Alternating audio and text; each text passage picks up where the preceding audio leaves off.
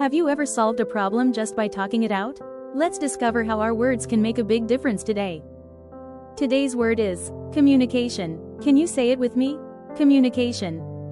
Let's spell it together. Ready? C-O-M-M-U-N-I-C-A-T-I-O-N. That spells communication.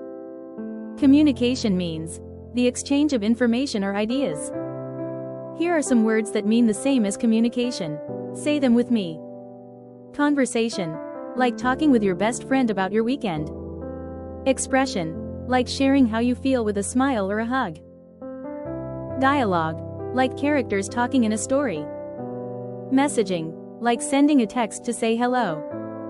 Discussion, like classmates sharing ideas during a project. Pause and review. Each one shows how communication helps us share and understand each other. Now let's look at the opposites of communication. Silence, like saying nothing at all. Miscommunication, like when a message gets mixed up. Misunderstanding, like hearing something the wrong way. Confusion, like when you're not sure what someone means. Secrecy, like keeping things hidden instead of sharing. Pause and note these words. These show what happens when communication breaks down. Here's a great example. Good communication helps Sofia and her friend work through their disagreement and stay best friends. Let's review. Communication means the exchange of information or ideas.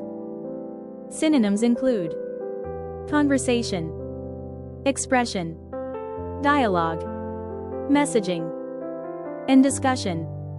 Antonyms include silence, miscommunication, misunderstanding, confusion, and secrecy. Communication helps everyone understand each other. Your words have real power when they come from kindness. Your challenge: practice clear communication by sharing your thoughts kindly with someone today. You're becoming a communication pro.